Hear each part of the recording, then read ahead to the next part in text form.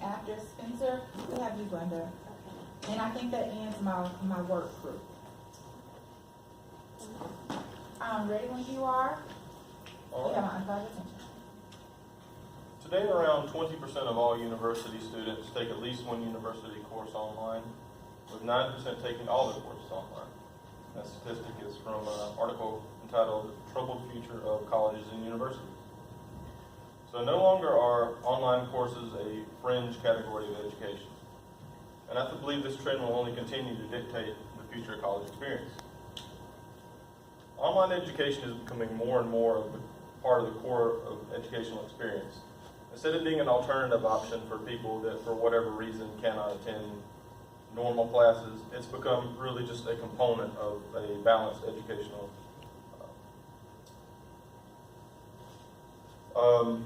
Instead of being an alternative option for some students to take part in, it's becoming more of a central role in every student's educational experience as time goes on. I believe this trend will continue to be more and more prevalent. I do not think this represents a replacement of the standard on-campus experience. I want to be clear on that. I believe that it will become just a part, a more customizable option for students to do when their situation dictates. An article by the New York Times says that this theory predicts that consumers will ultimately adopt the disruption, and a host of struggling colleges and universities, the bottom 25% of every tier we predict, will disappear or emerge in the next 15 years.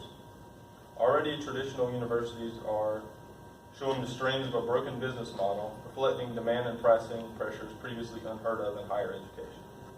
Now, this article is from the New York Times. It's called Innovation Imperative, Change Everything. And in this article, the disruption they're speaking of, they're comparing online education to the steam engine and transportation industry. And businesses are all the same, whether it's education or a steam engine business. There will be innovation, and people have to adapt to that innovation. And just think about if you ordered something from Amazon and you went on there and said it was going to take 3 weeks to get there. That would be completely ridiculous. And in the same way, it's ridiculous to think that you go to a major university and there's no online component. That's weird to think about today. So everyone in this audience has experienced a taste of what online courses are like, whether you are taking all your courses online or whether this is your first online course. We're most of the way through this one, so you have an idea of what that entails and what online courses in general can offer. I personally am continuing my education years after graduation from high school. And that being the case, I've witnessed a time when online learning was not a thing at all. Whenever I went to school, they had transparencies and they had a chalkboard and you just had to copy all the notes down. Nobody had a smartphone, a tablet, a computer, or anything like that at your desk.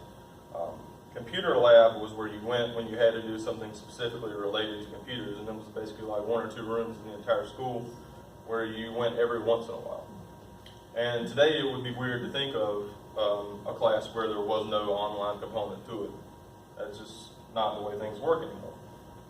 And I'm standing before you as a participant in an online speaking course, and I don't know about you guys, but whenever I tell people that I'm in an online speaking course, people kind of give you a funny look and they're like, how does that work?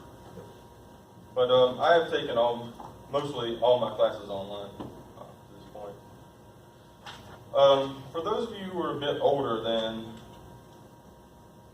typical college students may be, just out of high school, I want you to remember back to those days when transparencies and computers were in the classroom, transparencies in the classroom and computers were just in the computer lab. But for those of you who are a little bit younger, you're just going to have to try to imagine that scenario as hard as it may be. And today I'm going to discuss the growth of online learning as a valid format for education. I'm going to talk about the future of education and why I believe online segments will continue to become key components of every student's learning experience rather than just an alternate way to learn.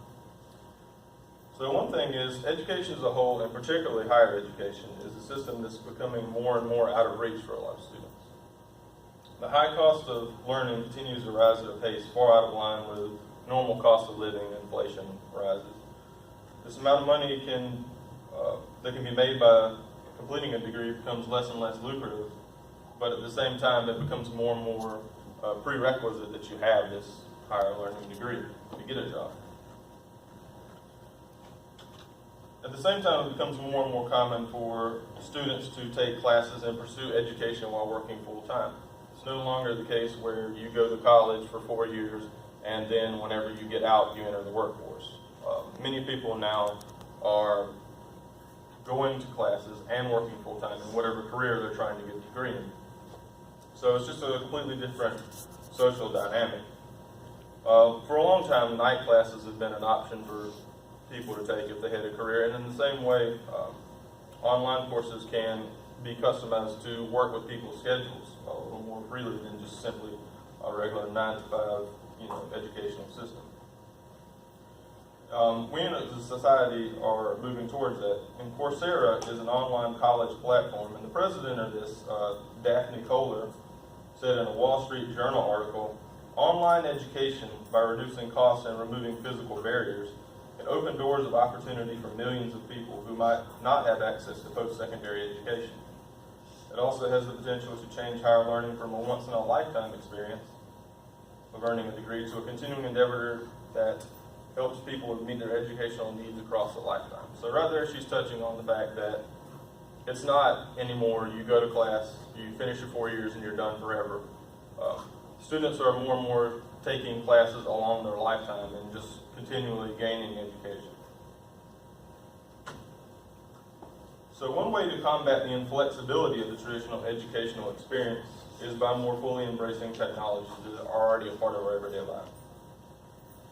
Everyone has, like I said, a smartphone, a tablet, a laptop computer. You have the ability to use technology in your everyday life, and everybody does that, so why should classes be any different? And this class is a perfect example of using technology to create a highly flexible educational experience. Students can choose exactly how much of their course they want to experience online and how much they want to experience in person. We do participate in forums where we discuss things online. Students can read their textbook at home in their own time. They can practice their speech at home in their own time. But they can choose whether they want to appear on campus to give speeches as we're doing here, or if they would rather record it. And I've seen some students come in every week and they prefer giving the speeches online or on campus, and then some people do it every week online, and then some people would just, I've seen switch back and forth depending on what's more convenient for them. And that's really the ideal with this, is that a learning experience can be tailored to a student's specific needs.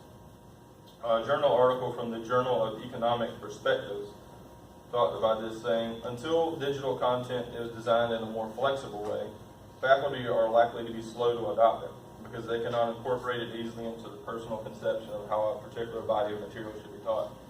So in that way, teachers are just like students. If they can't see a flexible way to teach a course, if they're going to be shoehorned in a particular way to teach things, they're going to be less likely to want to adopt it. So education has to be flexible for instructors as well as students. Another point about this is that flexibility can also allow learning institutions to deliver a degree experience in a more specialized field than they traditionally would.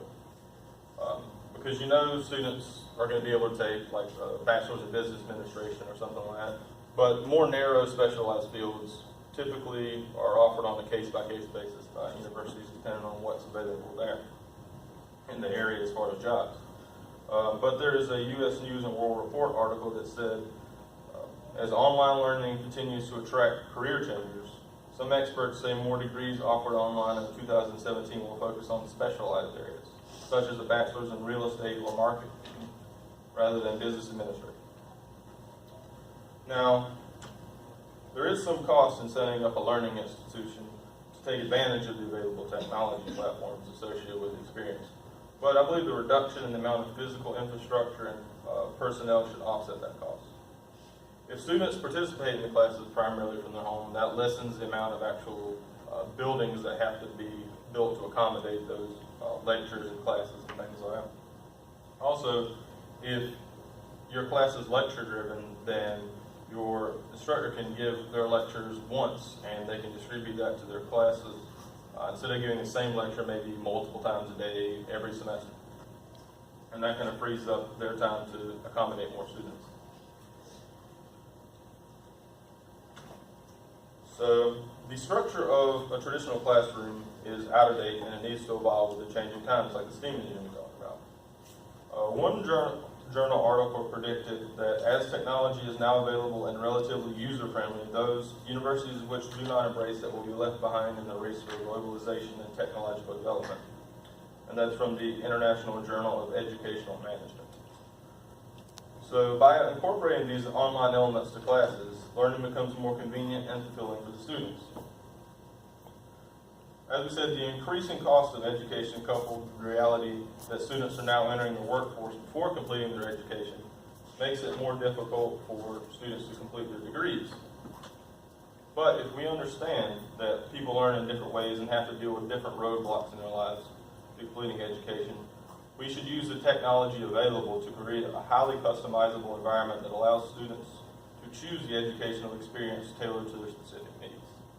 In the beginning, I said that 20% of all university students take advantage of at least one course online. But does anybody here believe that that number will not approach 100% as time goes on?